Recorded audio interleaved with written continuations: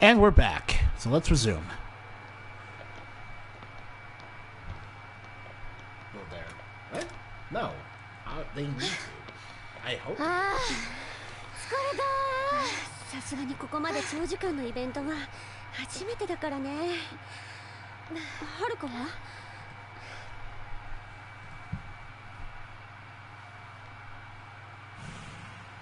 ちょっと、はるかどうしたのそれ？ Did she hurt herself practicing? ちょっとやばくないそれ？大丈夫です。大丈夫ってことないでしょ？ちょっと待って、今誰か呼んでくるから。いや本当にいいからここで待ってな。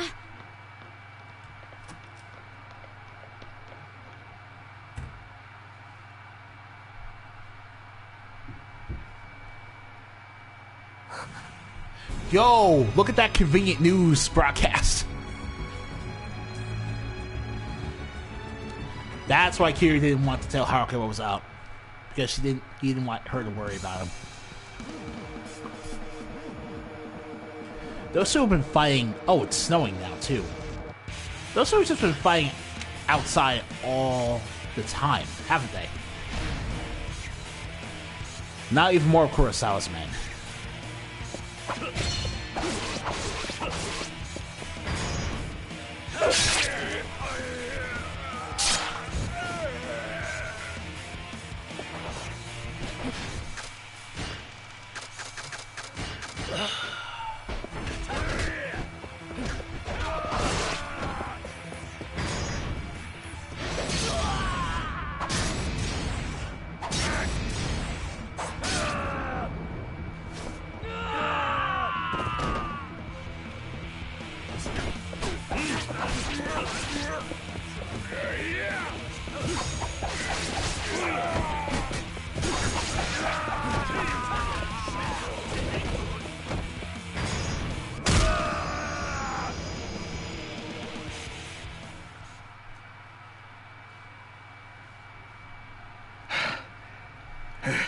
Ooh. Yeah, you're 34, Akiyama. It's not too late for you. Quit your smoking habit before it's too late, man. You're gonna mess up your entire fighting style in just 2 years.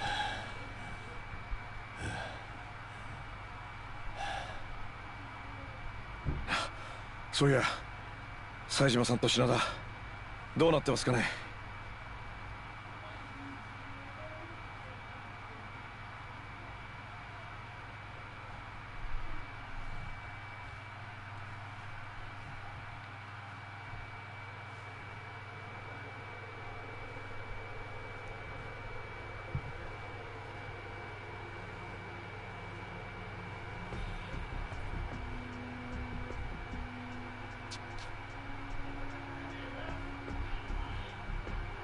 親父、あなたの負けです。こうなった以上、潔く負けを。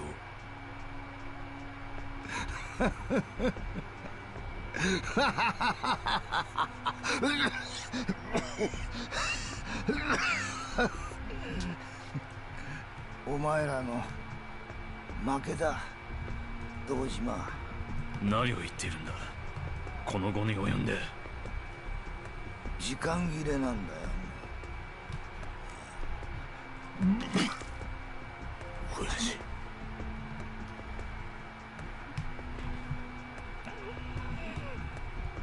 堂島、お前の言った通りだ。もう俺の体は限界だ。それじゃあお前、まさか。そう、あの話は本当だったんだ。俺は本当に末期の癌だったんだよ。You have terminal cancer. 親父。That is why you're doing all this. どうしてこんなことを。どうしてもこの目で見たかったんだ。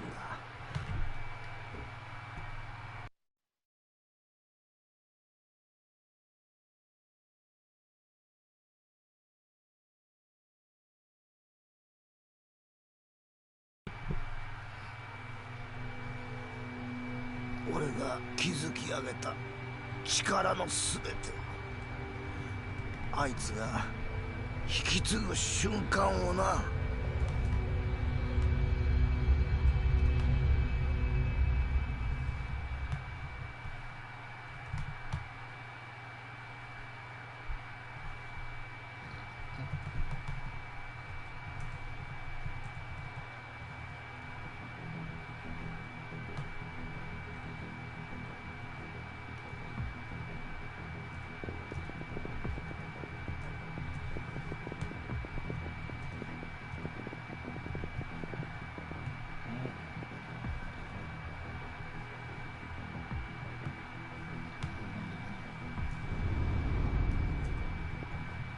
そうまだ嫌がったのか。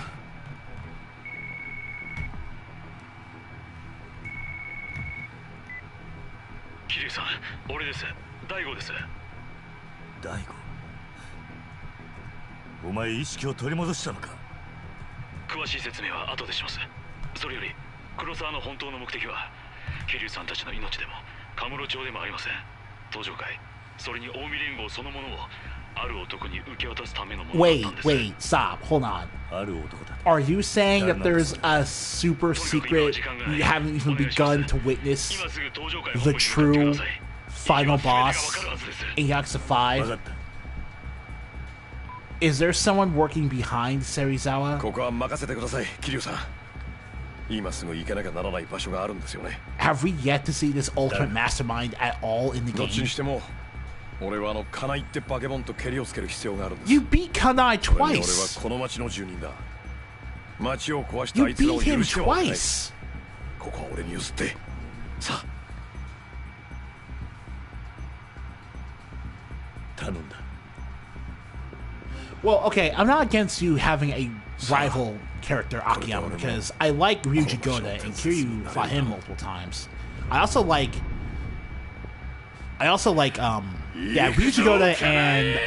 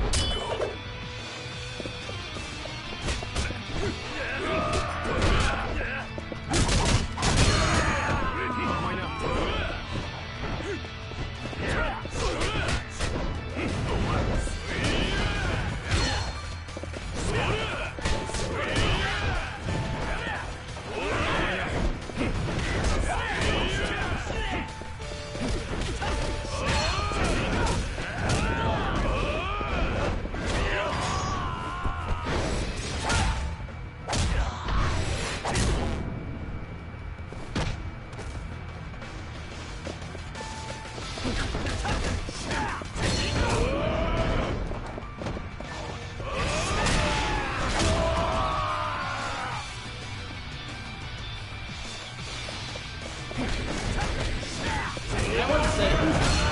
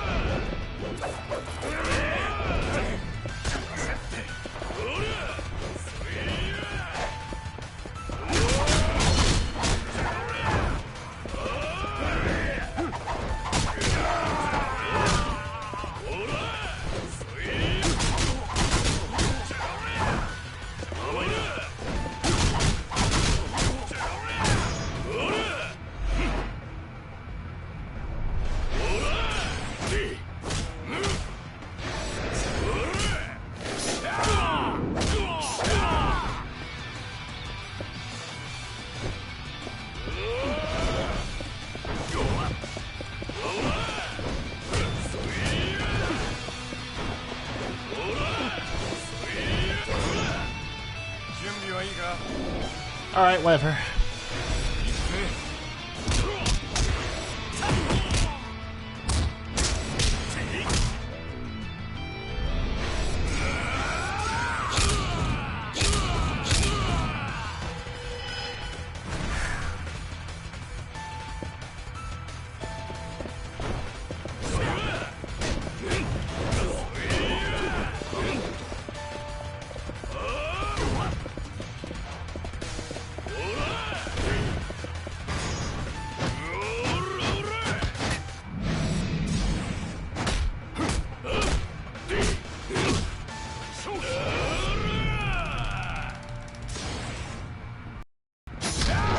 Denied, sir.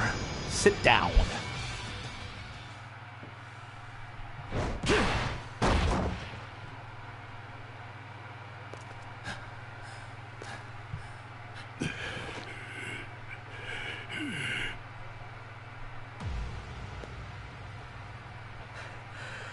ほんとしぶといね。まだや。あと少しで次の部隊が到着する。もうこの町は終わりなんや。何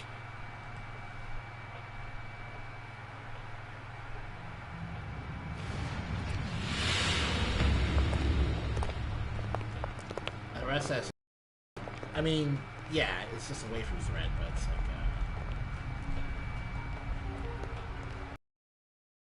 Where's your frown, dude? What's that for? Oh! Yeah! Reinforcements arrived indeed.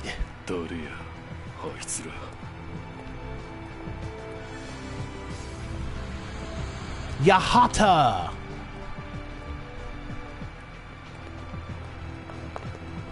Yahata and his family. Oh! The guy Baba said he worked for. Yes! The true successor!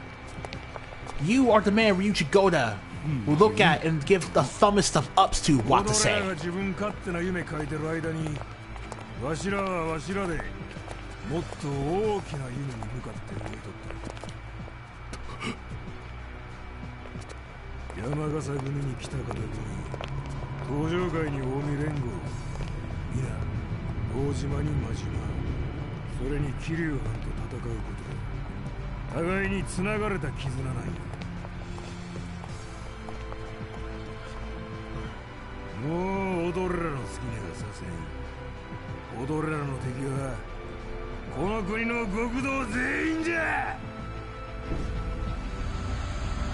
Nowhere is safe for you, Kanai.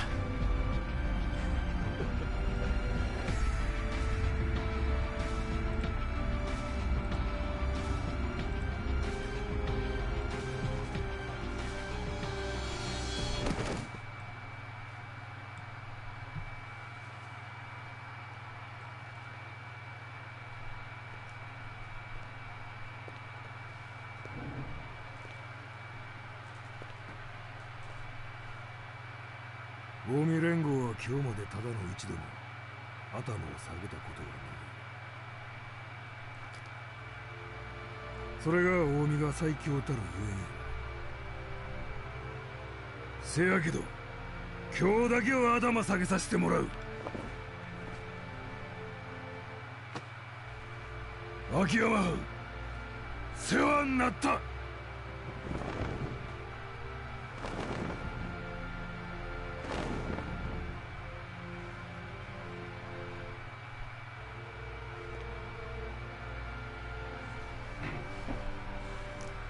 Oh man.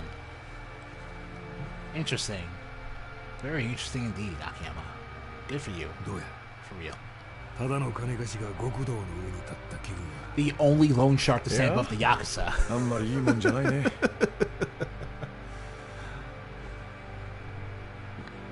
あんたって人の器のでかさが身に染みてわかるよ。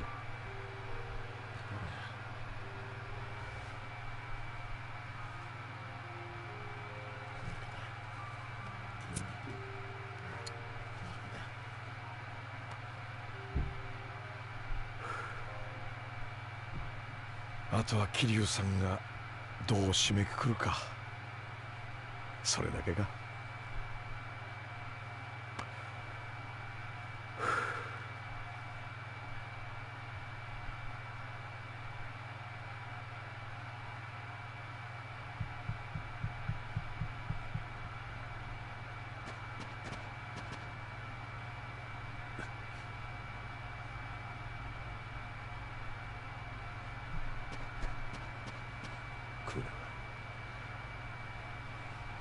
Are the Tojo Patriarchs dead? Yeah, this is Tojo Clan HQ, though. Better look inside. Okay.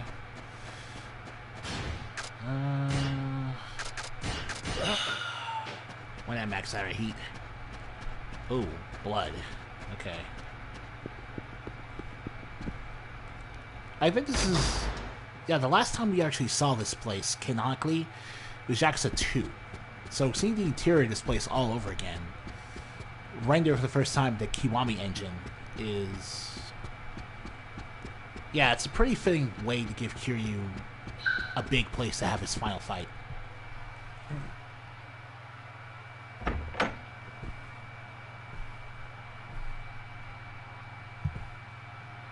Mattemashita.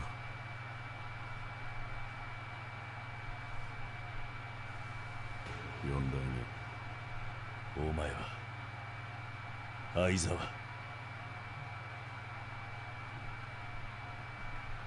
どうしてお前がここに？ But why are you smiling at Kiryu? I don't get it. 自分でもよくわかんないんですよ。なんだと？俺はついこの前まで会長警護役とは名ばかりの。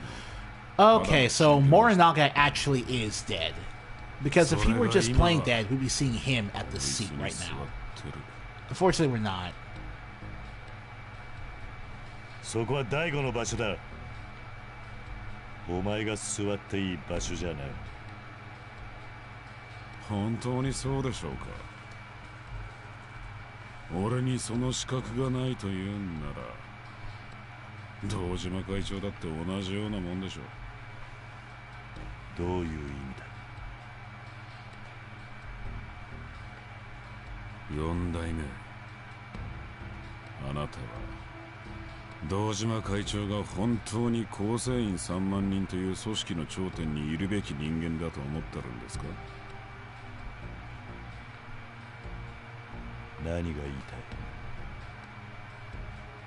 い？堂島会長が現在の地位につけたのは大幹部だった堂島組長の意向や4代目だったあなたの口添えによるところが大きい。寺田5代目の裏切りによって東上会がバラバラになりさえしなければ絶対に跡目を継ぐことなんてできなかった。ですが裏を返せば極道の地位なんて所詮そんなものだってことですよ。いくら力や金を持っていてもコネがなければのし上がれない。だから未だに杯なんて古臭いものにこだわってるんです。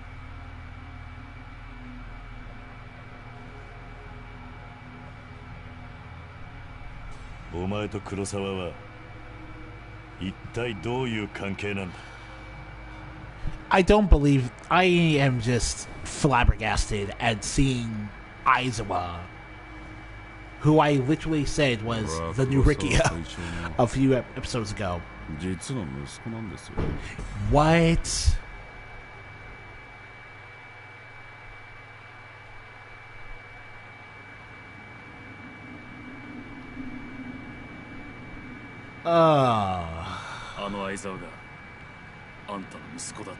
It's almost like that kind of came out of nowhere, isn't it? 最初からつまずきっぱなしだった。最初に杯交わした親父が四次団体の弱小組織偉くなるためには人が好んでやらねえような仕事ばかりやってきた。この中に仕事でヘマをした責任を取って他人のクソを食ったことがあるやつがいるか。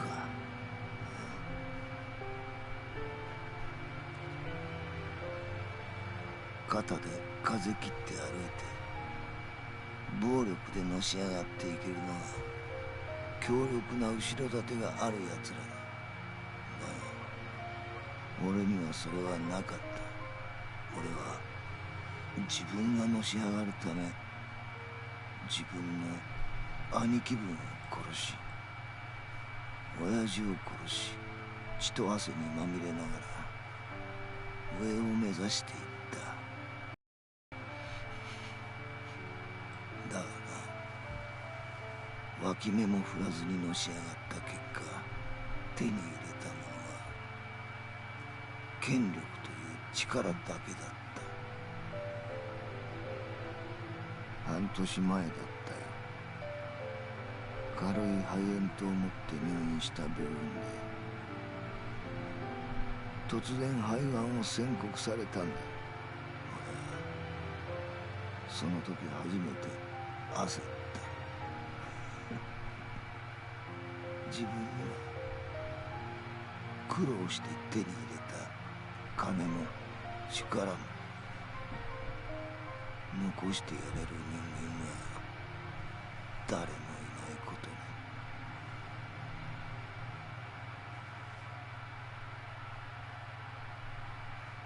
それで黒沢は血のつながったお前に全てを残そうとした。そういうことか。そうです。でも俺が極道でなかったらあの人はどうするつもりだったんでしょうね。ほんと死ぬ前の人間が考えることは理解できません。だがお前は黒沢の計画に乗っ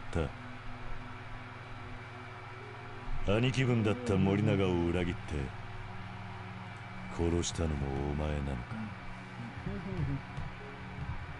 途中までは計画通りに言ってたんです。森永さんの今の登場界のあり方に疑問を抱いてた一人です。いろいろと協力してくれました。だが森永さんは福岡で堂島会長がいなくなってからというもの、俺に計画から降りるよう迫ってきた。森永さんは俺にこう言いました。お前には桐生一馬を超えることなどできない。今すぐこの計画から手を引けとね。福岡であなたに接触したのは間違いでした。あなたは危険すぎる。あなたのそばにいる人間は皆あなたの魅力に引きつけられていく。愛さ。でもそれが生まれ持ったカリスマだっていうなら、そんなんだったらずっとあんたが登場界のトップやってりゃよかったんだ。And so now Aizawa basically repeats what Mine said to Kiryu in 3. And we're coming kind of back to the problem of Kiryu's actions having consequences that are beginning to outweigh the benefits. そんな生まれ持ったもんだけで勝負が決まるなんてバカバカしい。だから俺はあんたたちカリスマと呼ばれる人間が派手に暴れ回る裏で一人自分を鍛え続けた。強いやつが勝つ。それだけを信じてね。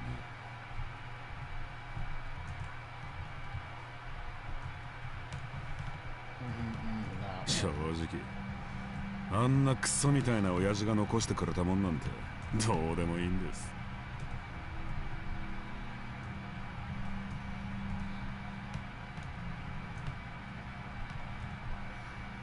俺は今初めて自分の力で頂点の人間と戦うことができる。あんたに勝てばこの世界のてっぺんに立つことができるのか。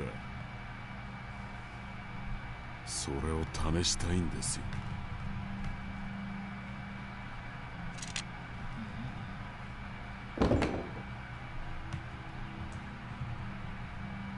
ハンデなしでお願いします、桐生さん。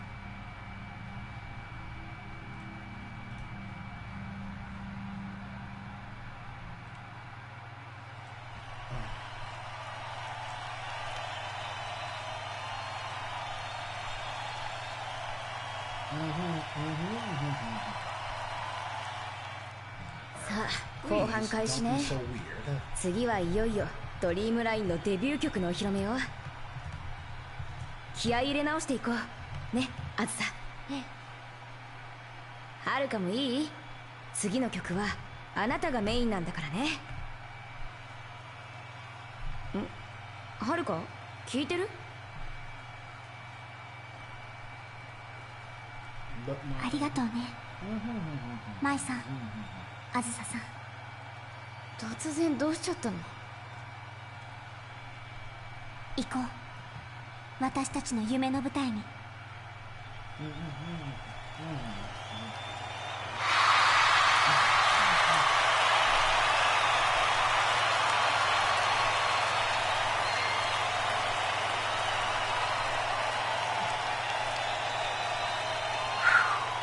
私たちは今日新ユニットドリームラインとしての第一歩を踏み出します。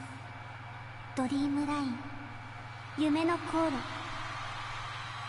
私たちの歌を聴いてくれた皆さんのもとに少しでも夢が運ばれていくことを願っています。聴いてください、ドリーム。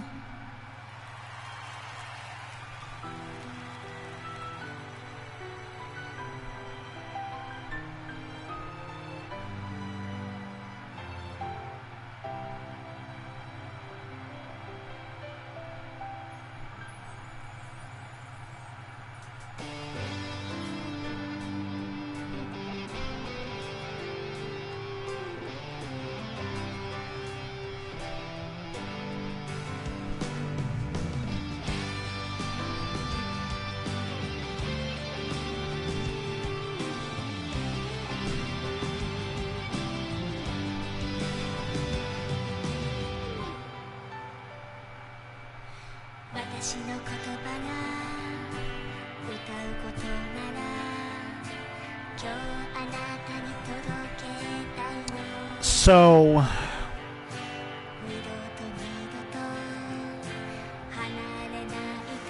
see, I just don't understand why.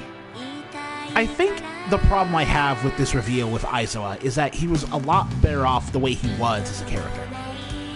Just a happy-go-lucky, dumbling big guy number 2 to Morinaga. It's basically like what happened with Kido now I think about it. Oh my god, Sideswipe just keeps getting sidekicks that he inadvertently turns to evil. Aizawa is a bigger Kido. I am never going to have my true successor to Rikia, am I? I'm never going to get another Rikia. I'm just going to have to accept that. But another thing I have a big problem with is the simple fact that Morinaga would have made more sense for this role because it would be more consistent with what we knew about his personality.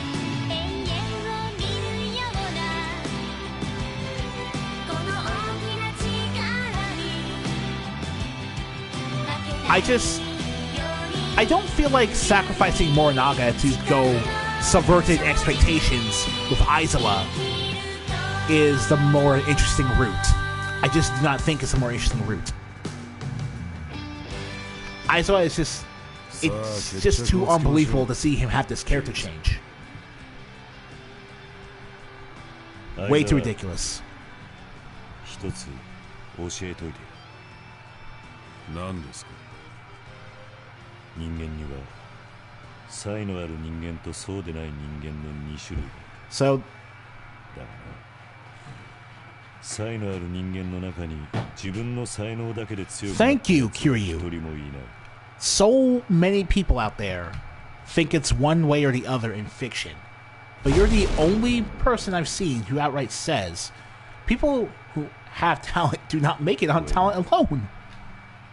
壁を見つけて越えていく。人ってのは乗り越えることでしか成長できねえんだ。キリュウ、お前の理屈は間違っちゃいない。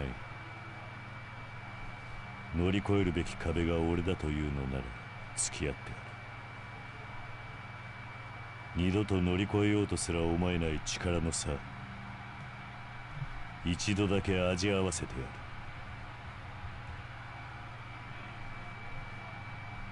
And you're fading out, unfortunately. それじゃあ俺はあんたを倒し、名実ともに極道の頂点に立ってみせます。ああ、超えてみろ。だが、俺も超え続けてきたということを、その体に教えてやる。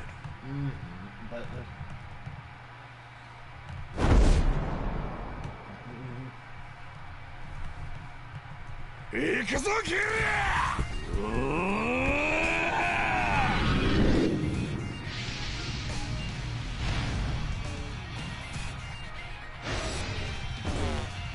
Uh-oh.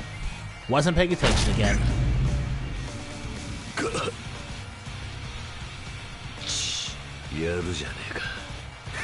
Yeah, I have things to do. Sorry.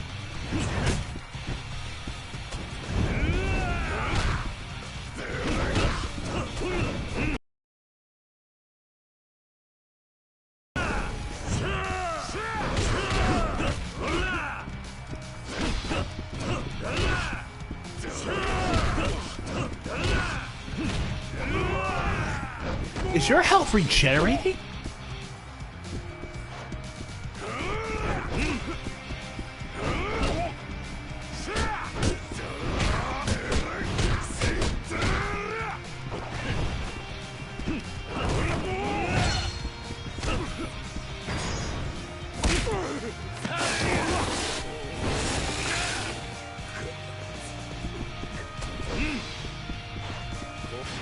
Give me a second.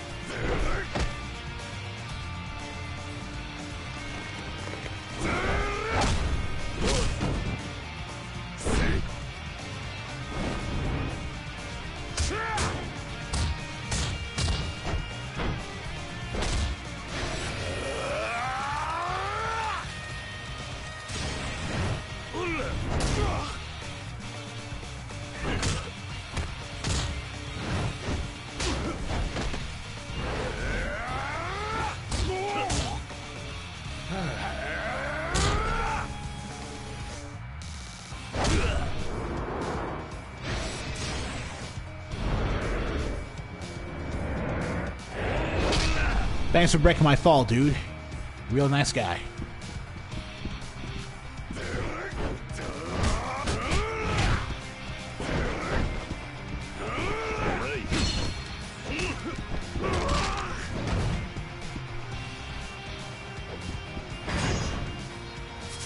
You got something to your eye. Let me get that for you.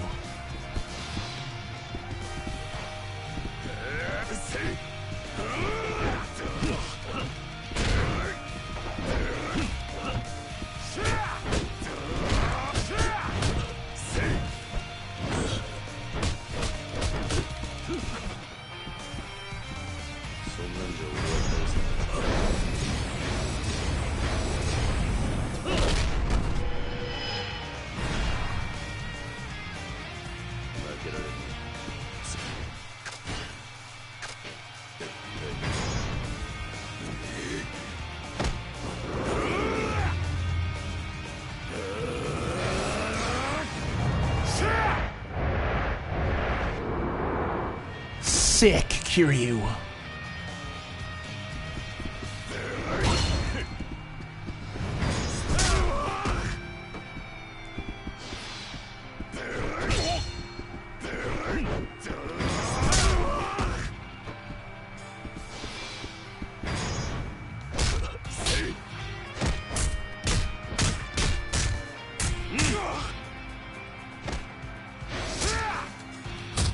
This fight's been mostly cutscene, I have to say.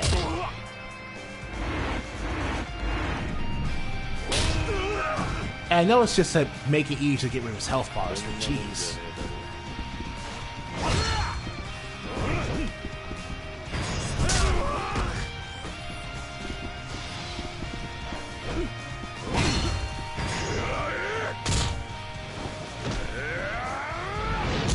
It's not even me using the tiger drop either. It's just every health bar and a half, we have to go through another cutscene. It's just kind of excessive.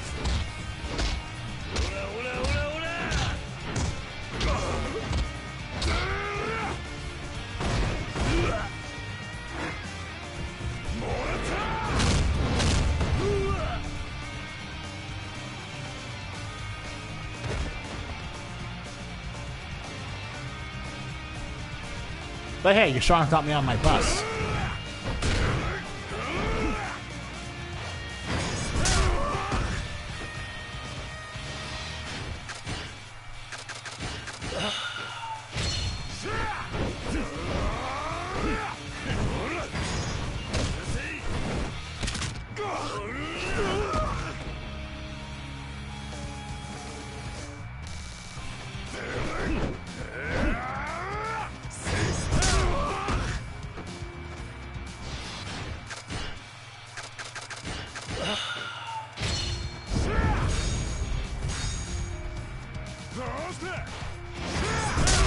Oh, sweet, you got your health back. That's great for me.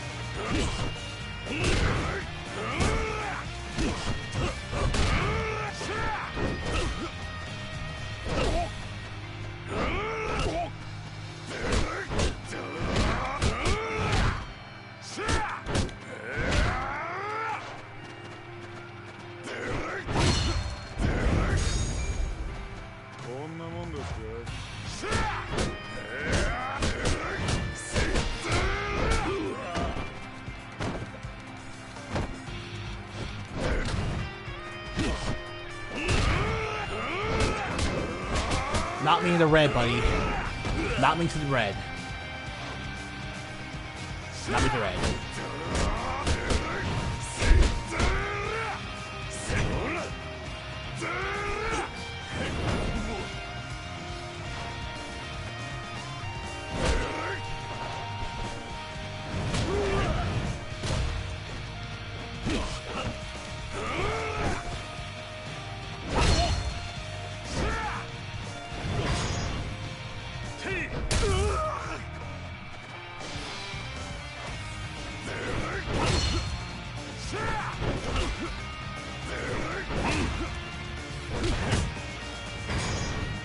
Here we go. Ultimate Essence finish.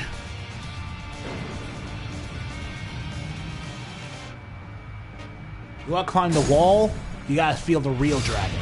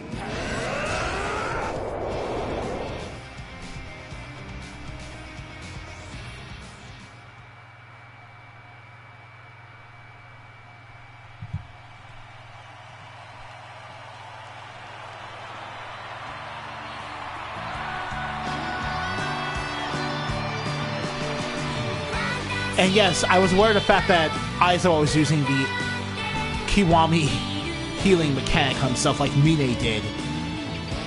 I guess giving bosses the ability to self-heal is kind of fair. I do think so.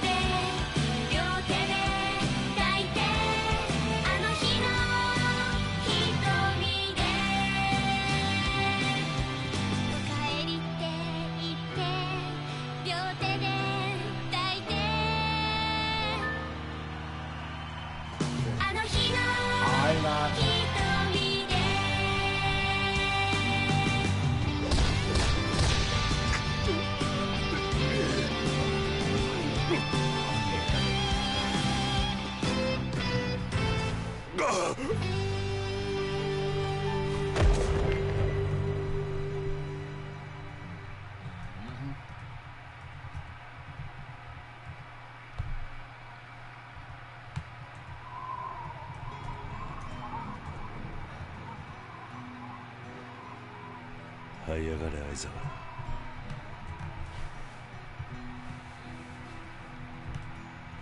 何年経っても構わぬ。這いやがってまた俺に向かってこい。そん時まで待っててやるぜ。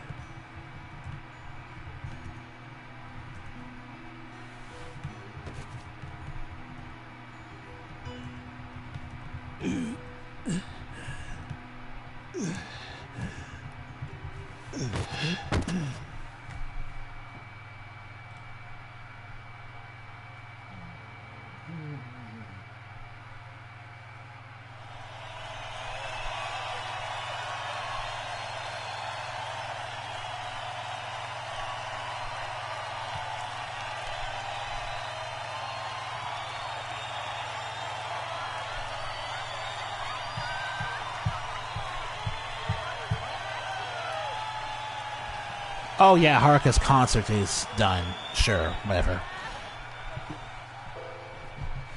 We battled for her dream. We battled for everyone's dreams.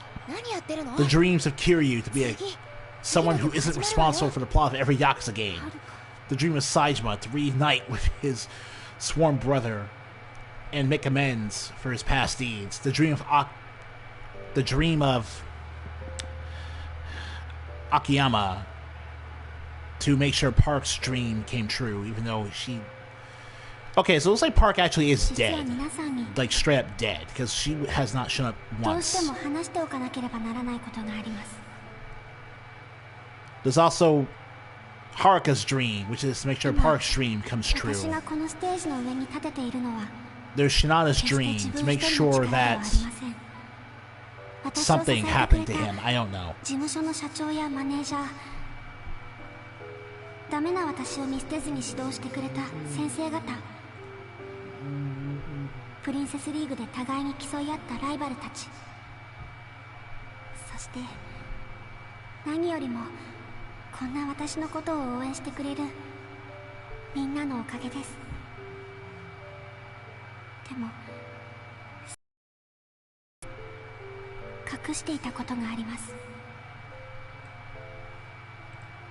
それは私の家族のことです。私はずっと自分の親の顔を知らずに育ちました。親のいない私にとって養護施設で一緒に暮らす子供たちや面倒を見てくれるおじさんは本当の家族以上に大切な存在でした。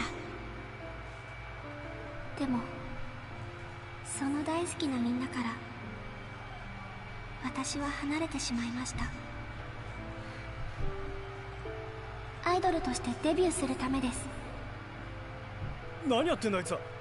警備で指示して止めさせろ。はい。アイドルって女の子なら誰もが一度は夢に見ますよね。もちろん私もそうでした。でも私にはそれ以上に決して裕福とは言えない現実がありました。私は自分がアイドルになって成功することで養護施設の経営を助けられると思いました。しかしそれは同時に私をこれまで育ててくれた大事な人との絆を断ち切ることにつながったんです。私を育ててくれたおじさんは昔極道と呼ばれていた人でした。 Oh, 他の人から見たら怖いかもしれないけど、 she's straight up admitting that. Okay. 私にとってのおじさんは強くて優しくて頼りがいがあるけど、でもどこかちょっと抜けてて、私はそんなおじさんのことが大好きでした。けど今はもうおじさんのことを家族とは呼んじゃいけないんです。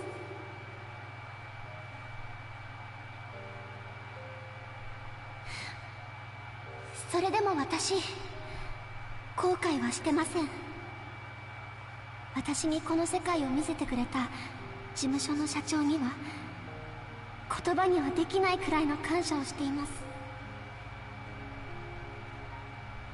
毎日が新鮮な驚きに満ちていて、嬉しいこと、楽しいこと、辛いこと、悲しいこと、たくさんありました。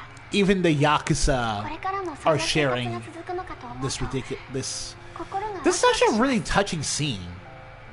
This is a really good ending right here. ファンのみんなや何より自分自身に嘘をついて生きていくことは私にはできません。私の夢はアイドルになること。でももう一つあったんです。大好きな人たちと一緒に幸せに暮らすこと。今日この舞台に立って私にとって何が一番大事なのかやっと分かりました。だからもうこれ以上歌うことはできません。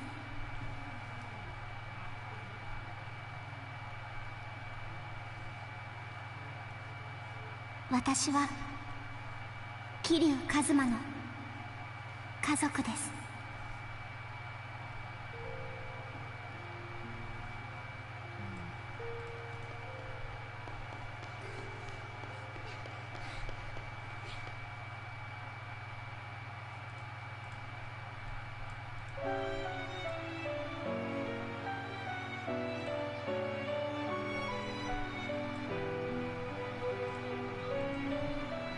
Oh, that's the ending. Okay.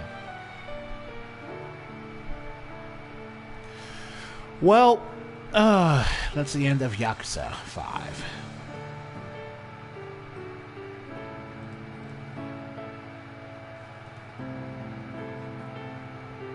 So let's see.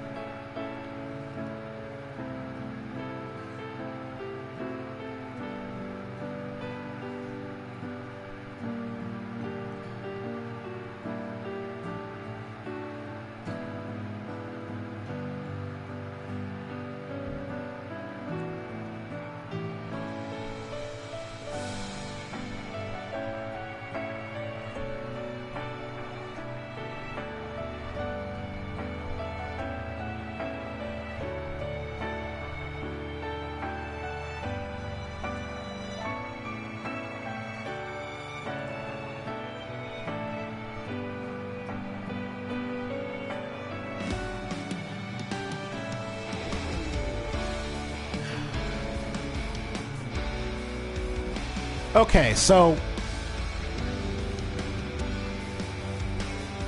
that is a very powerful ending. I know Kiryu's gonna be fine and dandy when we get to the post-credit scene, I know, but the ending really does bring together everything. I will say this, though. I understand now that Mirai Park was just supposed to be a brutally honest character.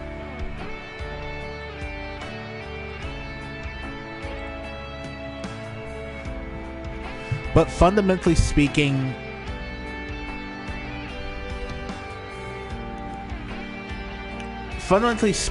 I'm not even sure if she actually had a good point to make about the Sunflower Orphanage. Or rather, the problem I have with Mirai Park is that in order for her to get Haruka into her business, she had to try to undermine Kiryu's parenting in general. Kiryu, we know how good of a parent Kiryu can actually be from Yakuza 3. He cares about what these kids go through. He stops their bullying. He gets them pets to ease their loneliness. He helps them try to fulfill... He directly tried to help Taichi cope with the possible loss of his dream, and even still helped Taichi try to achieve his dream anyway, of becoming a professional wrestler. So we already know she's full of it from scene 1, after 3.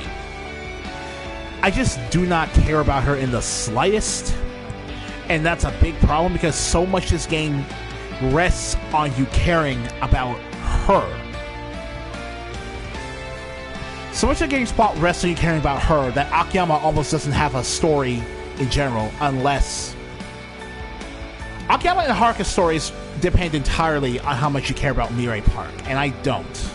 So it's really hard for me to... So if it weren't for...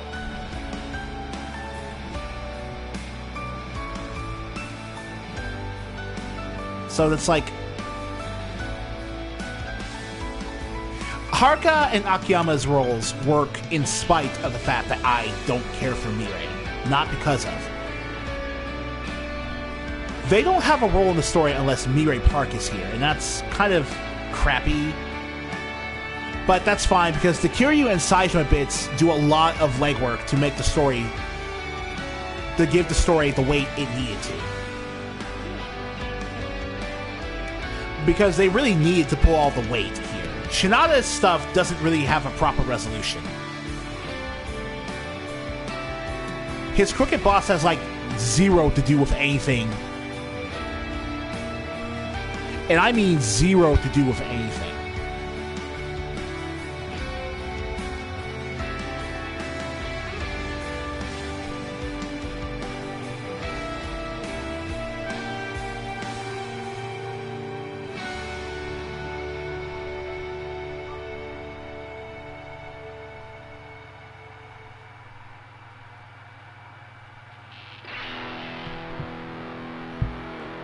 Okay, so...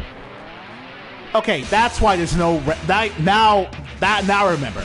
Fujita's not actually crooked. It's more like the whole reason he needs to set up Shinana to take the fall is because without doing his...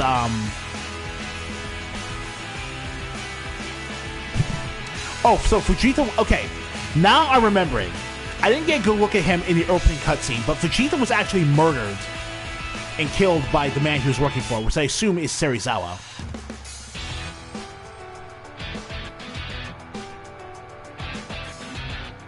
So Fujita was killed by Serizawa, and then it staged like a suicide with a forged note and everything. But Fujita was killed before Shinana could actually talk to him, which is why I feel like Shinana's story kind of peters out the end.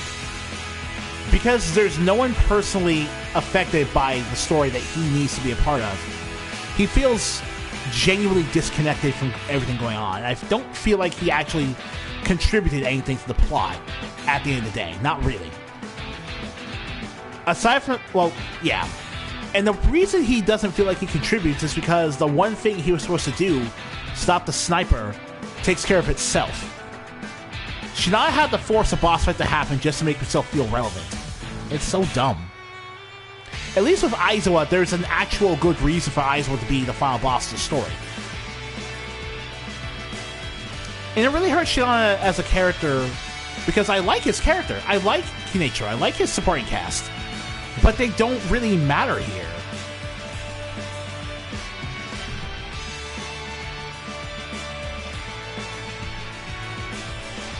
And I had to look up to remember what Fujita was even doing, because Fujita stopped mattering pretty early into the plot, if I'm to be perfectly honest.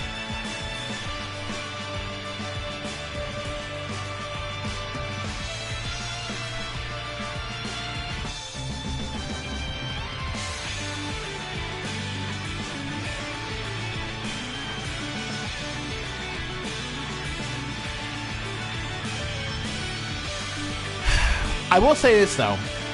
Before I started playing this game, I did hear some rumbling about how Makoto Makimura's existence in Zero makes the Mirai Park sub-story with Majima pointless. I disagree. I care way more about Makoto than I do Mirai. In fact, I'm pretty sure... I think I'm going to pretend that the way Makoto was written in Zero is a way to make up for how Mirai's relative presence in general.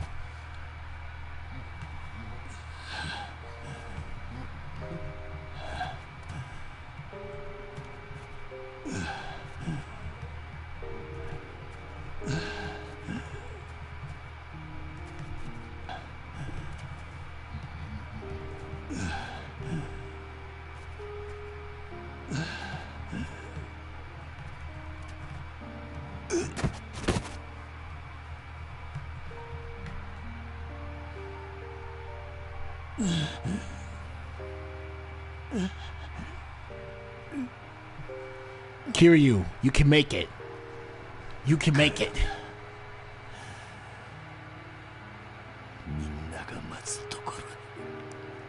I know you can, buddy. I know you can.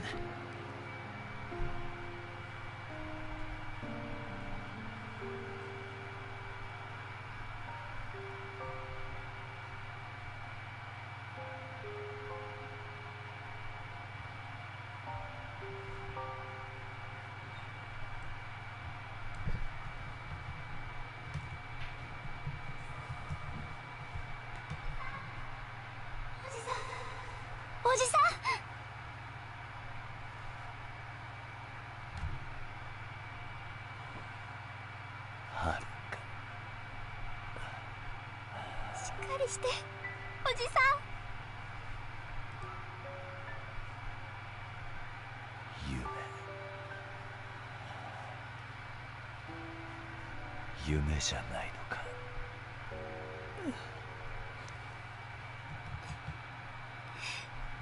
違うよ。私はここにいるよ。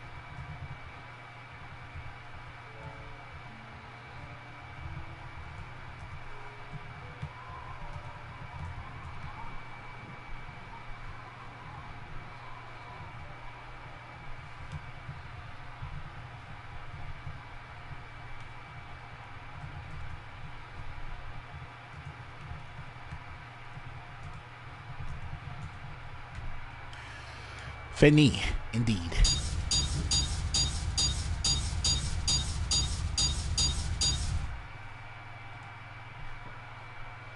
All right then.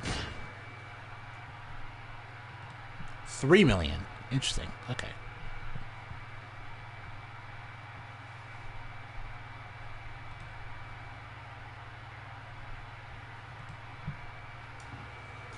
Okay. All right. Well, thank you guys for watching.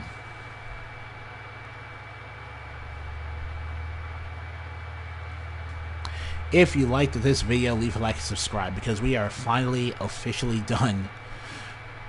We're all cut up to the very end of Kiryu's story. The next Let's Play will be the beginning of the end. Not in a Let's Play sense, but in a storytelling sense. The next Let's Play is going to be Yakuza 6, The Song of Life.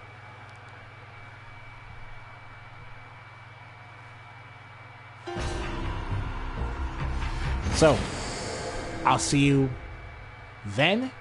Stay tuned for more.